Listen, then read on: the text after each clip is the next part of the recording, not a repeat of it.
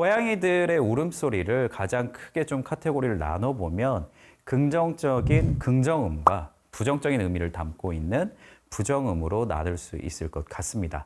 우선 긍정적인 소리로는 우리가 흔히 골골송이라고 부르는 퍼링, 좀 반가워하는 존재가 나타났을 때 하는 트윌링, 그리고 흔히 우리가 야옹이라고 하는 뮤잉, 이렇게 세 가지를 나눠볼 수가 있을 것 같습니다. 제 퍼링 같은 경우에는 고양이와 되게 유대감이 좋은 분들이라면 우리 집에는 쳐다만 봐도 골골거려요 라는 이야기를 하시는 경우가 있는데, 그만큼 뭔가 기분이 되게 좋고 편안하고 안정감을 느낄 때 고양이들이 많이들 내는 소리라고 보시면 될 것 같습니다. 보통 이 소리는 고양이의 후두와 횡격막 근육이 떨리면서 만들어내는 소리로서 좀 낮은 헤르츠의 음을 계속해서 진동음으로 내는 소리인데요. 보통 이 소리를 듣게 되면 보호자들은 되게 마음이 좀 편안해지는 것 같고, 오늘 되게 스트레스 받았던 일도 저 멀리 사라지는 것 같은 그런 착각을 겪기도 합니다. 근데 재밌는 거는 이 골골송의 이 기본 헤르츠 같은 경우에는 인간의 어떤 근골격 회복에도 좀 도움이 될 수 있고, 어떤 스트레스 상황, 이렇게 혈압이 올라갈 만한 이런 상황에서도 이 혈압을 낮춰주는 효과가 있다라고 하니 전혀 근거가 없는 이야기는 아닐 것 같습니다.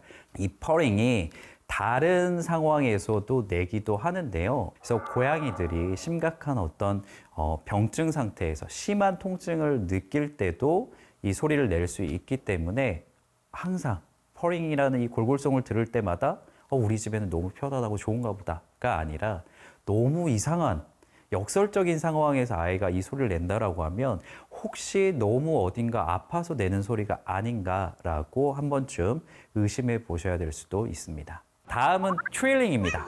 보통은 보호자분들이 오랫동안 외출하고 집에 돌아왔을 때, 또는 고양이와 같이 잠을 자지 않는다라고 하면 아침에 문을 열고 앞에서 기다리는 고양이를 마주했을 때, 이럴 때 고양이들이 나에게 달려오면서 내는 꾸르렁거리는 그런 류의 소리인데요. 바로 이 소리는 되게 반갑다라는 표현, 그리고 너를 좋아한다라는 이런 긍정적인 감정을 표현하는 소리로 고양이들이 내는 소리입니다.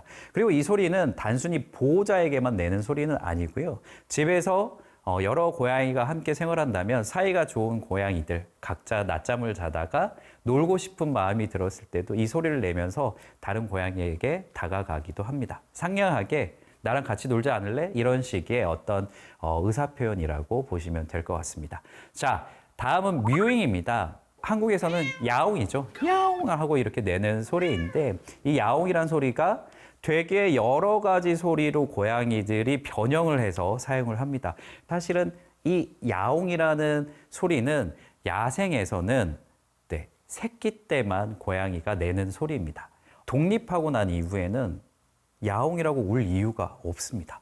왜냐하면 이걸 받아줄 엄마 고양이가 없기 때문이죠. 그래서 사실은 성묘가 돼서부터는 이런 뮤잉을 할 경우가 거의 없는데요. 인간과 함께 생활하면서부터 엄마와 비슷한 역할을 해주는 대상에게 계속해서 어떤 것을 요청하는 목적으로 야옹이라는 소리를 버리지 않고 계속해서 활용하고, 그 소리를 통해서 인간을 부려먹고 있는 것이죠. 다음으로 부정음, 부정적인 의미를 가지고 있는 울음소리로는 하악질이라고 하는 히싱, 상대를 이제 위협하는 소리, 그리고 그롤링, 으르렁거리는 소리. 아이들이 이제 서로 고양이들이 영역 다툼을 할 때 마주하고 있을 때 서로 노려보면서 으르렁거리는 소리를 그롤링이라고 하고요. 그리고 정말 심하게 울부짖는 소리, 정말 이 소리가 나면 뭐 바로 싸움이 이미 터진 상태입니다.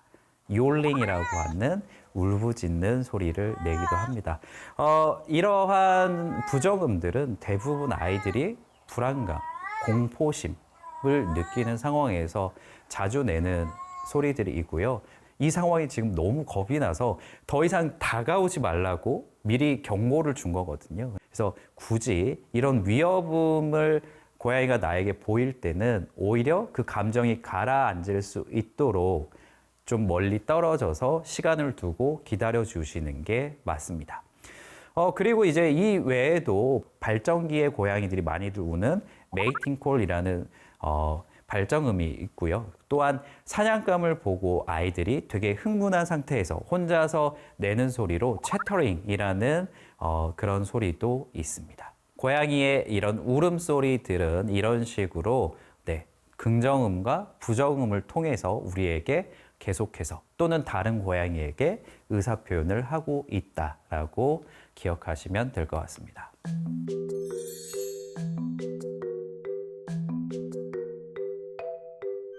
인간도 소리로만 의사소통을 하지는 않잖아요. 고양이들도 이런 얼굴 표정과 몸의 자세, 그리고 인간에게는 없는 긴 꼬리, 이 꼬리의 모습을 통해서도 자신의 감정을 계속해서 표현하고 있습니다. 고양이들이 의사표현을 하는 부분에 대해서 행동으로 보이는 이 긍정적인 의사표현들, 행동으로 하는 의사표현들을 몇 가지 좀 살펴볼 건데요. 첫 번째로 알로 그루밍이라는 것이 있습니다. 고양이들은 원래 기본적으로 매일 하루에 한 20% 정도의 시간을 몸을 단장하는 데 사용을 합니다. 이런 그루밍을 자기 자신에게만 하는 것이 아니고 자기에게 긍정의 대상에게 대신해서 해주는 것. 이게 이제 되게 긍정적인 감정을 가지고 있는 대상에게 이 그루밍을 해주게 되고요. 보통은 스스로 혀가 닿지 않는 부분들이 있잖아요. 아무리 그루밍을 하고 싶어도 닿지 않는 부분. 이를테면 안면부, 얼굴, 이마 부분, 그리고 귀 주변부 이런 데를 대신해서 다가가서 그루밍을 해주면서 그 친밀감을 표현하기도 하고요. 자, 두 번째는 알로 러빙입니다. 고양이들이 자기 몸을 쓱 부비면서 자기 특히 안면부에서 나오는 페로몬, 그리고 몸 측면이나 꼬리, 귀시부 이런 부분에서 나오는 페로몬들을 여러 군데 묻히는 것, 묻히는 이 행동을 러빙이라고 하는데, 이거를 다른 대상, 인간이나 고양이에게 쓱 부비면서 자기 페로몬 냄새를 묻혀주는 것, 이게 이제 알로 러빙이라고 하고요. 같은 구성원으로서 냄새를 교환했다라는 의미로서 긍정적인 어떤 상대에 대한 표현법이다라는 거 아시면 되고요. 세 번째로는 꼬리를 수직으로 이렇게 치켜 세우는 동작인데, 보통은 새끼 고양이들이 엄마가 나타났을 때 반가워서 이제 꼬리를 탁 치켜 세우면서 엄마한테 막 달려가는 이런 경우에 이 테일업 자세를 되게 많이 합니다. 고양이들이 평소에는 꼬리가 그냥 수평 정도에 위치하고 있다가 좋아하는 보호자가 나타나면 너무 신이 나서 다가가기 직전에 자기도 모르게 꼬리를 수직으로 치켜 세운 상태에서 꼬리를 통한 어떤 감정의 표현을 하게 됩니다. 이제 꼬리에 대한 이야기가 나왔기 때문에 꼬리 부분에 대해서 좀 디테일하게 고양이들이 어떤 의사표현을 하는지 좀 추가적으로 말씀을 드리도록 하겠습니다. 평소 고양이가 느긋한 상태, 일반적인 상태에서 보이는 꼬리는 지면과 수평을 이루고, 또는 지면과 수평을 이루면서 약간 U자 형태를 나타나면서 돌아다닙니다. 이 상태는 고양이가 그냥 특별한 어떤 긴장감 없는 일상적인 상태에서 보통 보이는 모습이고요.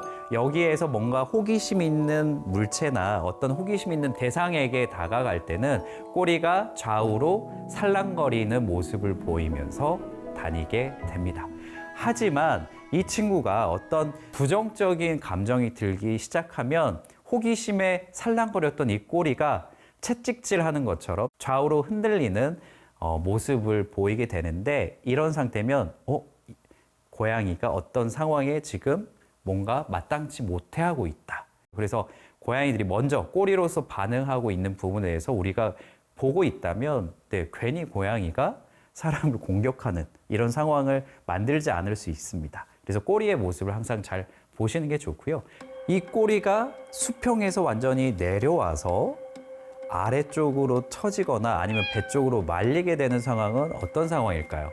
고양이들이 되게 겁에 질려 있는 상황, 공포심에 짓눌려 있는 상황, 다른 고양이와 싸울 때 오히려 피해묘, 희생묘로서 방어적인 자세를 취할 때 꼬리가 아래쪽으로 말려 들어간다라고 이해하시면 됩니다. 그 다음은 고양이들의 표정을 통해서도 아이들의 감정을 이해할 수가 있는데, 고양이의 표정은 귀를 통해서도 나타나고요. 그리고 눈동자의 크기, 그리고 수염의 위치와 방향을 통해서도 알 수가 있습니다.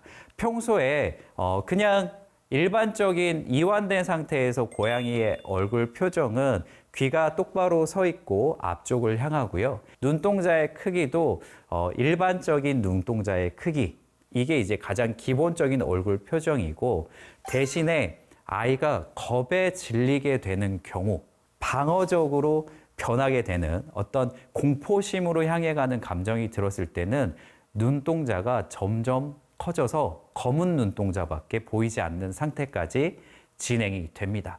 또한 귀 상태도 완전히 납작하게 접혀서 귀를 머리에 완전히 딱 붙이는 것과 같은 그런 상태로 진행이 되게 됩니다.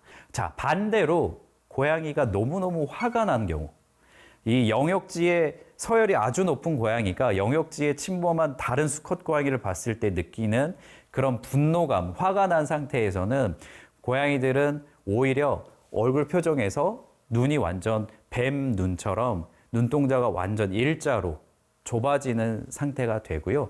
귀도 완전히 쫑긋 세운 상태에서 상대를 향하는 모습, 그리고 수염도 상대를 향해서 완전히 앞으로 쏠리는 모습을 보이게 됩니다. 몸의 자세를 통해서 또 고양이들은 평소에 자기가 어떤 상태인지를 계속해서 말하고 있습니다. 보통 고양이들이 편안하게 느끼는 경우에는 몸을 편안하게 일으켜 세운 상태에서 여기저기를 편안하게 걸어 다니는 모습을 보이게 됩니다. 하지만 반대로 고양이가 겁에 질리게 되는 경우, 몸을 바닥에 붙이고 옆으로 완전히 엎드린 자세, 누워있는 것과 같은 자세로 변하게 되고, 그런 경우에는 얼굴과 발의 거리가 아주 가까워지게 됩니다. 땅에 완전히 몸을 바짝 엎드린 것 같은 이 자세는 아이가 극도의 공포심, 상대를 바라보면서 자기를 보호하고 틈만 나면 이 상황을 모면해서 도망치기 위해서 준비하는 단계로 보시면 될 것 같습니다. 자, 그리고 고양이들이 이제 평소에 하는 어떤 일상적인 행동을 통해서도 아이들의 어떤 마음 상태를 이해할 수가 있는데요. 우리가 흔히 보는 고양이가 담요나 쿠션, 그리고 보호자를 향해서 앞발을 번갈아 가면서 꾹꾹 누르는 이런 행동, 이제 이걸 우리가 이제 꾹꾹이라고 그냥 통칭하는 편인데, 이런 행동은 새끼 고양이가 어미 고양이 젖을 먹을 때 젖이 잘 나오게 할 수 있도록 원래부터 엄마 젖 주변을 누르던 행동이 그대로 남아 있어서 계속해서 이어지는 형태입니다. 사실 어미 고양이와 헤어지고 나고 독립한 상태에서는 이 행동도 사실 없어지는 행동입니다. 지금은 사람과 함께 살게 되면서 사람에게서 어미 고양이로부터 느끼는 어떤 그 감정들을 느끼면서 고양이들이 좋아하는 대상에게 또는 편안함을 느끼는 대상에게 이렇게 꾹꾹꾹 누르는 꾹꾹이라는 행동을 하는 것도 볼 수가 있습니다. 그리고 고양이들이 가끔 이성을 잃고 뛰어다니는 이런 상황도 있는데요. 보통 이제 우리가 우다다라는 표현을 씁니다. 이런 경우는 고양이들이 되게 야생에서 항상 사냥을 하면서 소모하는 그런 에너지가 집에서는 편안하게 계속 먹을 것을 먹을 수 있기 때문에 소모되지 않았을 때 폭발적으로 그 에너지를 소모하기 위해서 야생 자극이 왔을 때 정말로 뛰어다니는 이런 모습을 보이게 되고요. 이런 모습이 너무 자주 보인다라고 하면 우리 고양이들이 사냥 본능, 야생성이 평소에 해소되지 않고 있구나, 에너지가 지금 폭발하기 직전이구나라고 생각하셔야 될 수 있습니다. 그런 경우에는 충분한 사냥놀이가 제공이 돼야겠죠. 그리고 이제 고양이들이 집에서 이제 자리를 잡는 모습을 보고도 고양이들의 마음 상태를 어느 정도 이해할 수 있습니다. 이제 고양이들은 기본적으로 네모나고 자기 몸을 완전히 우겨 넣을 수 있는 동굴과 같은 공간을 좋아하는 편인데요. 이런 친구들이 그런 숨는 공간을 평소보다 더 자주 숨는다라고 하면 말 그대로 자기 몸의 어딘가가 아프거나 그 영역지 안에서 지금 되게 큰 불안감을 느껴서 자꾸만 자기를 노출시키고 싶어 하지 않는구나라고 이해할 수 있습니다. 만약에 이제 숨는 공간이 충분하지 않을 때는 소파 밑이나 침대 밑에 들어가서 고양이들이 자신감 없이 숨어 있는 경우가 많이 늘어날 수 있습니다.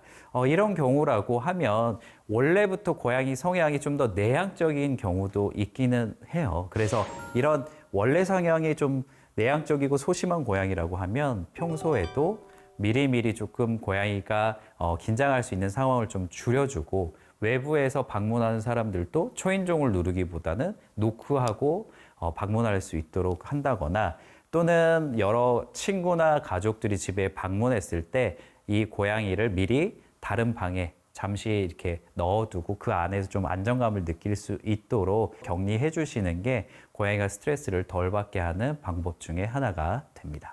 고양이들은 인간에게 계속해서 의사표현을 하고 있었습니다. 지금도 의사표현을 하고 있습니다.